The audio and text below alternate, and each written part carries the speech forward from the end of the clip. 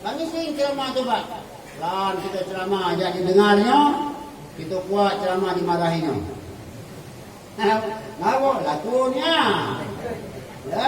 Nah ini Bapak Ibu sekalian ya, jadi kita dianjurkan agama. Bimbing Pak. Nah, sembahyang tadi mulai dari kecil. Demikian juga puasa. Kalau tidak dimulai Bapak Ibu dari kecil, tengoklah. Banyak boleh ditengok kalau saya sentuh Pak. Ibu, ya. Mulai kita puasa pertama Pak, mana Bapak Anda pergi? Tidak ke Bank Mego, silakan. Bawa buku dan catatan satu, pena satu. Catat. Atau sudah itu jalan ke Simpang Bong. Boleh Bapak tengok Pak, di mobil gerobak tu banyak itu. Ya. Sekitar ini kumis Bapak tu. Berarti yalah tua tu Pak, dia puasa. Nah, kalau kita tanya apa dia puasa, tidak tahan lapar. Nah, inilah makanya perlu latihan. Itulah dalam satu pendapat para ulama, ya, Rajab syahrul zar'i, wa Sya'ban syahrul sa'i, wa Ramadan syahrul hasadi. Kata ulama, Ramadan itu Rajab adalah bulan bertanam. Sya'ban bulan menyirami, memupuk. Ramadan bulan panen. Nah, itu kira-kira umpamanya Pak. Jadi mulai dari Rajab itu ada puasa sunat beberapa hari. Sya'ban besoknya ada juga puasa sunatnya beberapa hari. Nah, itu ada. Ibu dan Bapak sekalian, kita puasakan. Ya, apa Sya'ban ini beberapa hari kan sebagai ya pelatihan juga kira-kira ibadat orang tanding gitu, pemanasan. Nah, sebelum masuk Ramadan. Kalau Ramadan kelapa bulan panen. Panen apa? Panen pahala. Kalau dia bertanam yang kuat, panen tanaman itu. Kalau tidak itu, panen pahala. Kenapa? Lah, ibu dan bapak sekalian, kata Nabi, man shama Ramadhana imanan wa ihtisaban, ghufira lahu ma taqaddama min dzambi. Barang siapa yang puasa Ramadan penuh keimanan dan keikhlasan, akan diampuni dosanya yang telah berlalu. Jadi kita puasa Ramadan nanti Bapak Ibu, kewajiban lepas, pahala dapat, dosa diampuni. Nah itu secara kali besarnya itu. Nabi mengatakan seperti itu juga. Tarawih itu demikian. Tarawih itu orang kita kan sering mengatakan hukumnya sunat, iya sunat. Iyo Pak, tapi pahalanya besar. Itu yang kita cari dalam bulan Ramadan. Ya, itu sebagian itu tidak tarawih itu karena sunat. Nah sunatlah yang kita kerjakan ini. Kalau dalam sembahyang Bapak Ibu boleh tengok tu. Berapa rukun sembahyang, berapa yang sunatnya. Banyak yang sunat, yang kita kerjakan. Rukunnya cuma 13 itu. Yang lain itu yang sunat galau. Itulah yang kita kerjakan. Demikian juga bulan Ramadan. Ada salatul tarawih. Alasan kadang-kadang tu, aduh coba sembahyang di Palestin ini 23 kan? 20 tarawih 3 witir. Tidak apa-apa Pak Ibu. Belum pernah kami tengok orang tarawih 23 itu sudah sembahyang dilarikan rumah sakit umum. Ada tak? Tidak ada. Ya, tambah sehat orang yang puasa yang sembahyang 23 itu kan. Nah itu nanti kita memang saya sarankan juga kalau bisa Bilal kita tu pilih-pilihan orangnya. Tengok orangnya tu bacaannya bagus, nafasnya panjang, suaranya elok.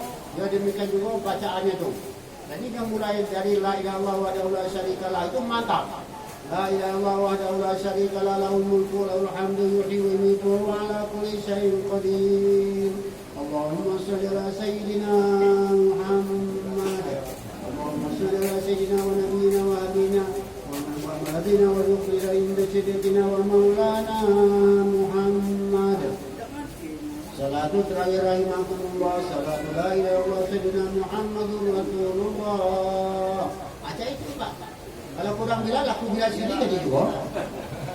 Hah? Ada Bilal. Nah, itu kan Bilal masjid kan. Tapi yang Bilal malam-malam Ramadan itu kan gantian ya. Nah, gantian kalau bisa coba. Tengok itu, jadi baca galau nanti bacaannya. Kalau perlu pakai kopelan. Letak kopelan itu di depan kita. Sehingga dia tegak-gagak beda itu orang yang membaca itu. Jadi jamaah yang hadir itu semangat. Nah, gitu. Makanya Bapak Ibu aturlah itu mulai dari berbuka itu ya, sesuai dengan pesan agama. Kulu wasrabu wa la tusrifu innallaha la yuhibbul musrifin. Makanlah ini mudah, tapi jangan berlebihan. Jadi waktu berbuka itu Bapak Ibu silakan makan, silakan minum, waktunya sudah sampaikan, tapi jangan kenyang-kenyang. Ya kenyang-kenyang itu bagaimana Ustaz?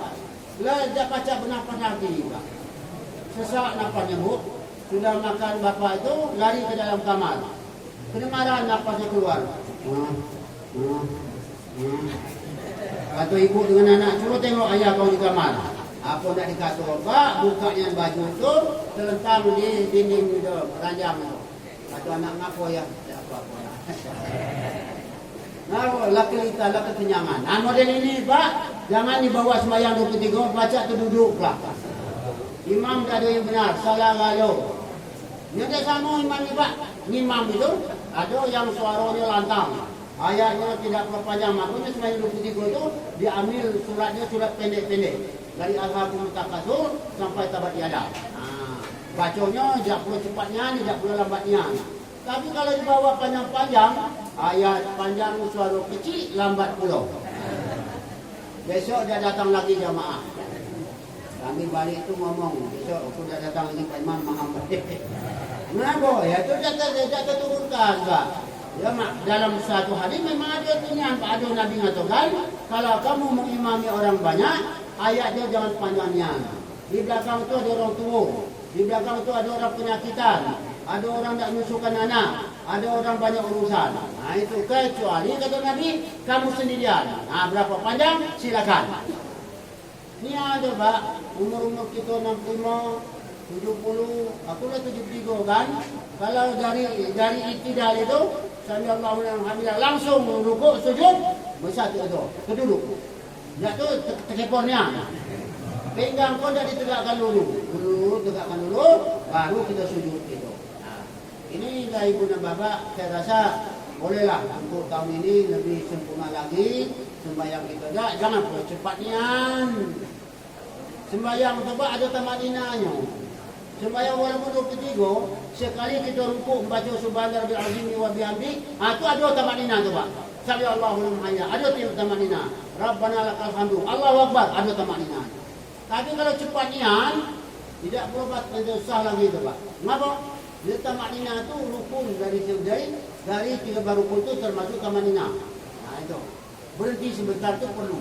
Nah itulah kira-kira kita dalam melaksanakan kewajiban agama di bulan Ramadan yang akan datang. Jadi Bapak Ibu kita kerjakan puasa itu, kewajiban lepas, pahala dapat, dosa diampuni. Nah, gitu. Ya, nang musaim ibadah katanya. Tidur orang puasa itu ibadah. Nah, itu kelebihannya Pak. Tidur lagi ibadah, apa lagi ibadah? Dia orang puasa itu tasbih. Nah, makanya orang puasa itu tidak banyak kece Pak. Tidak banyak gurau, tidak banyak cerita. Duduk di teras tu ada kawan lewat, jam berapa? Jam 4. Sudah ke pasar? Tak. Apa singkatnya ngomong? Ngapa kau sakit? Tidak. Ngapa? Puasa. Jadi Bapak Ibu kalau orang nanya tu ya boleh. Masuk tak boleh ngomong. Tak jawab juga Pak. Ibu ya, nah itu diam orang puasa itu tasbih. Nah, jadi banyaknya Bapak Ibu, buku tadi kita pahala. Kalau Bapak nanya dengan kami dalam pengajian, Bu, saya jawab itu. Mana duluan kita baca doa atau buku? Nah, kalau kami menjawab dari makna doa itu buku duluan. Kenapa? Allahumma lakal hamdu. Ya Allah, karena Engkau aku telah berpuasa. Telah berpuasa. Telah. Ya buku tadi Pak.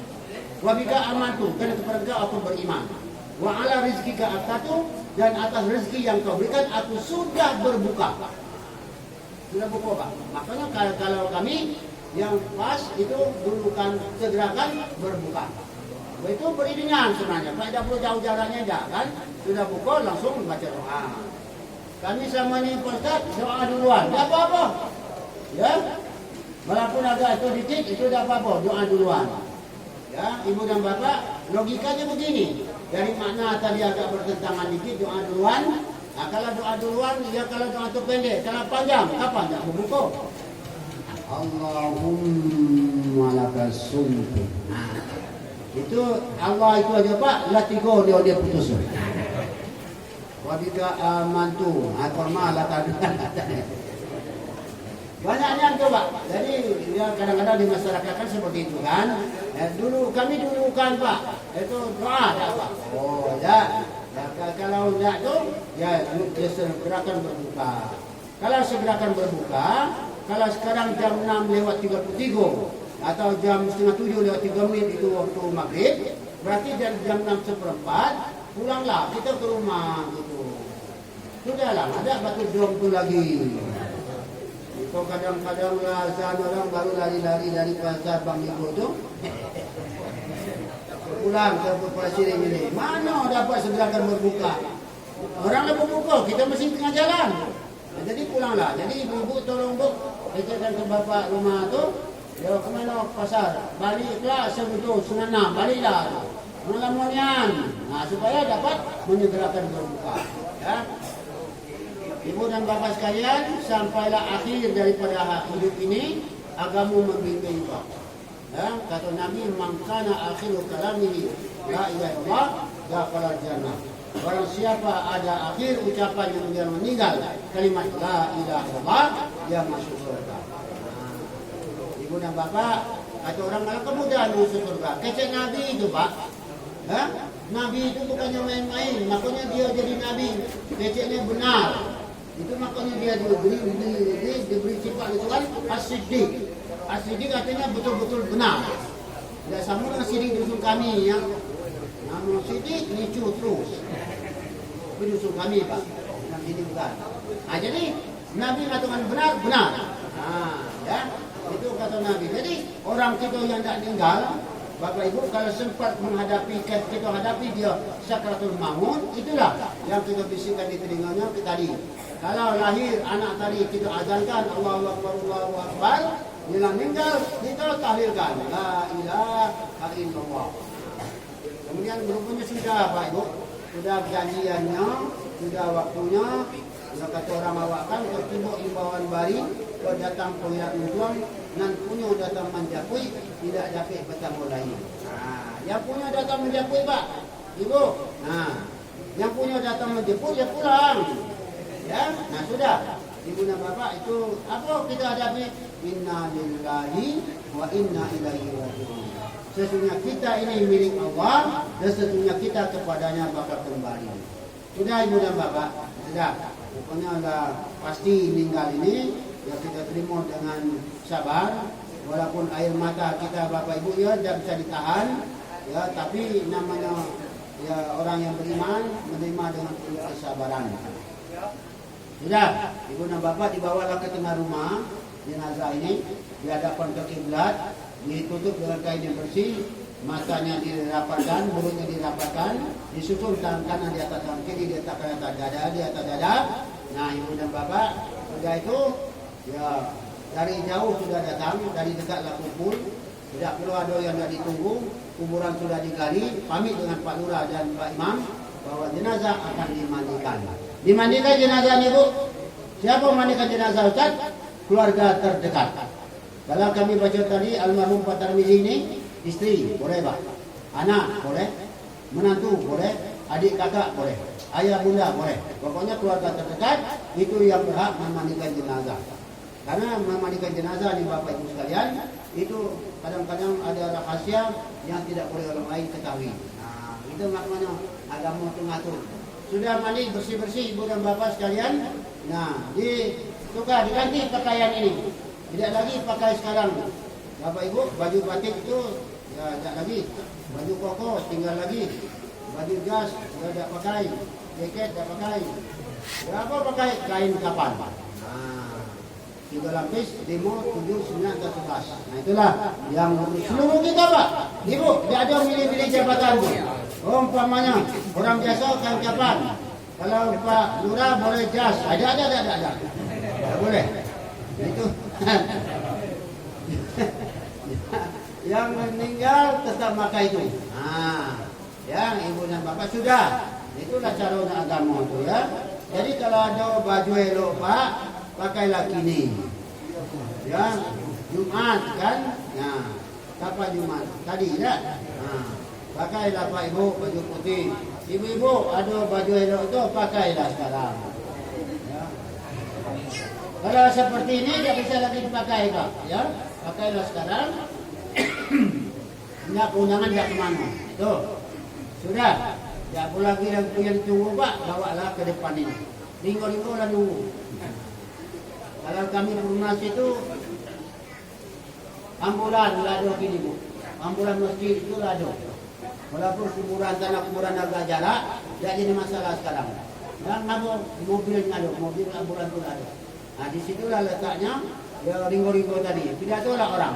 Keluarga kita nyebut almarhum ini umurnya 65 tahun. Lama hidup di kepala Siring ini dan di mana-mana. Kalau ada salah kata, salah ucap, Bapak Ibu tolong maafkan. Apa jawab yang hadir? Kami maafkan. Nah, itulah jawaban yang pas, Ibu dan Bapak. Kita maafkan kawan kita yang meninggal ini melalui keluarga. Dia minta maaf dengan kita. Itu juga kebaikan orang Islam, Bapak Ibu. Eloknya orang kita itu tidak pendendam. Nah, bagaimanapun orang ini semasa hidup dengan kita, kalau keluarganya sudah minta maaf, kita terbuka minta maaf, kita maafkan. Itulah kerjanya. Walaupun anak muda, walaupun yang tua, kita maafkan. Itu Pak. Jadi kita yang hadir ini tidak boleh kita berendam. Kalau tidak kita maafkan Bapak Ibu, ini bukan basa-basi. Kita bakal berperkara di pengadilan akhirat. Bukan dikit masalahnya Pak, itu panjang ceritanya. Ya, di dunia lagi lama perkara. Kabarnya pergi Sambo itu belum selesai waktu ini Pak ya? Belum kabarnya. Sudah kumul tembak, ini kumul hidup ganti. Baca berapa-berapa, ya tak? Di dunia aja Pak, apalagi di akhirat. Nah, jadi kita maafkan. Itu orang kita. Bapak Ibu sekalian, tadi yang datang belakangan nyalami yang duluan. Walaupun yang bisa berapa yang bisa disalami Pak. Nyalam-nyalam itu apa maksudnya? Hakikatnya minta maaf. Kalau dia tuh angkat tangan minta maaf supaya. Nah, dan ramainya sudah sembahyang. Sudah sembahyang maghrib, sudah sembahyang subuh. Ya kiri kanan itu bersalaman. Jamaah itu dengan Pak Imam dan kita sama kita bersalaman. Hakikatnya juga minta maaf.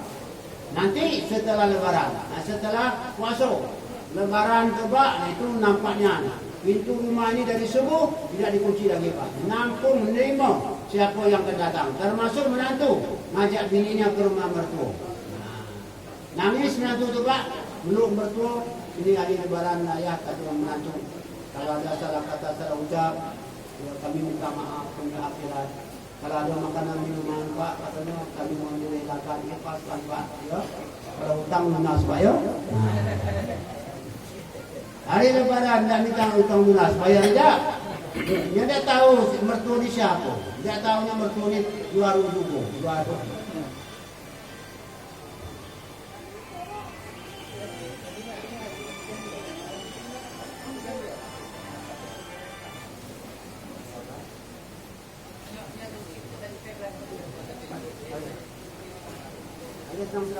Ayat yang sama. Ya?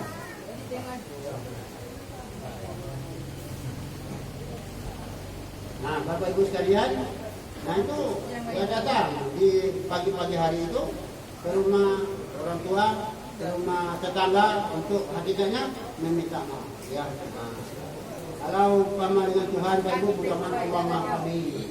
Terus selalu kita mohon ampun kepada Tuhan dalam sembahyang. Duduk antara dua sujud itu ada 8 doa yang kita minta.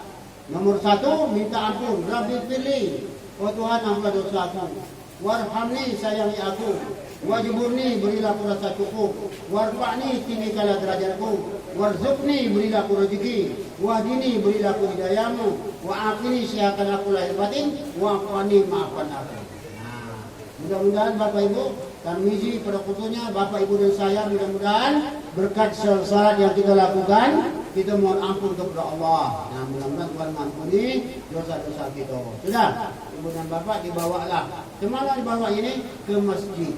Nah, itu biasa orang kita Pak, membayang jenazah itu ke masjid. Nah, ya, nah bawalah ke masjid. Orang di masjid dan nunggu banyak orang Pak. Nah, inilah yang ya, satu hal yang kita cukup bersyukur kepada Allah zaman sekarang. Tidak milih orang Pak, kalau ada meninggal, ya di sini umpamanya sampai 40-50 orang menyembayangkan jenazah itu. Nah, Kalau banyak orang, mudah-mudahan doa kita Allah kabulkan. Kenapa itu Ustaz? Ya sebab sembahyang jenazah itu kan, ya itu hakikatnya mendoakan jenazah. Ya 4 kali takbir. Sengaja aku menyembahyangkan jenazah ini 4 takbir. Ya fardu kifayah mengikut iman pada Allah. Allahu Akbar. Takbir pertama dibaca itu adalah Fatihah. Fatihah itu dari bismillah sampai waladhdallin. Sudah. Takbir yang kedua selawat Nabi. Allahumma shalli ala Muhammad. Boleh. Sampai innaka Hamidum Majid, lebih elok. Yang ketiga doa untuk mayat. Ini karena ini Pak Tirmizi, doanya Allah maghfir lahu. Ya Allah, ampunlah dosanya. Warhamhu, sayangilah dia. Wa'afihi wa'fu anhu, maafkanlah kesalahannya. Wa akrim nuzulahu, muliakan tempatnya. Wa wasi' madkhalahu, lapangkan jalannya. Wa jalil jannata maswahu, jadikan surga sebagai kediamannya. Wahai Bapak Ibu, kalau banyak orang membaca itu, mudah-mudahan ada yang dikabulkan. Nah, selamat almarhum. Yang keempat doa juga untuk mayat. Setelah itu dibawalah dia ke kuburan. Ya, ibu dan bapak sudah dikuburkan secara baik. Nah, orang yang hantar pulang semua, tinggal satu lagi yang di situ, jenazah itulah. Namun belum kita sampai di Palasiring ini, jenazah itu sudah didatangi oleh amal ibadahnya semasa hidup. Kami membaca hadisnya Bapak Ibu. Apa yang datang untuk Ustaz? Pertama, sholat. Sembahyang Pak. Jadi makanya sembahyang itu tidak saja kewajiban kepada Allah, dia juga merupakan pelita dalam kubur. Artinya penerang kubur kita sembahyang. Sebelah kanan itu Pak. Puasa Ramadan yang disebut tadi, sebelah kanan bela kita. Makanya Bapak Ibu jangan ada yang tidak puasa. Ya, itu bela kita Pak dalam kubur, itu lagi bela. Ya, yang ketiga, wakaf, infak, sedekah. Di mana sebelah kiri? Aduh, Bapak nyumbang di masjid Jumhuriyah ini. Aduh, Pak Ustaz, tapi tidak banyak. Bukan masalah banyak, ada tak? Aduh, alhamdulillah. Nanti akan datang dalam kubur, nolong kita. Ya pun semen sesak, ataupun sekeping keramik, sekeping seng, segenggam pasir, sekilo paku, umpamanya kan, jadilah. Yang penting ada, dia akan nolong kita Pak. Amal-amal lain itu kaki. Seperti kita datang takziah ni Pak, ada pahalanya Pak, nolong kita di ujung kaki. Sehingga jenazah ini dilindungi oleh amal ibadahnya. Di sinilah makna Allahumma ja'al qabrahu rawdatan min riyadil jannah. Ya Allah, jadikan kuburnya taman daripada taman surga. Karena amal ibadahnya tadi Pak. Ya, dan jangan kau jadikan ya Allah kuburnya lubang daripada lubang neraka. Mudah-mudahan almarhum Bapak Ibu dengan segala belas kasihan Tuhan, dengan segala kemampuan beliau dalam masa hidup, mudah-mudahan beliau dapat tempat yang sebaik-baiknya di sisi Allah Subhanahu wa taala. Kepada istri beliau dan anak-anak menantu, tolong doakan almarhum. Ya, selagi lidah masih berdoa, Bu, istrinya mana? Aduh. Selagi istri itu lidah masih berdoa, yang suami jangan tidak didoakan.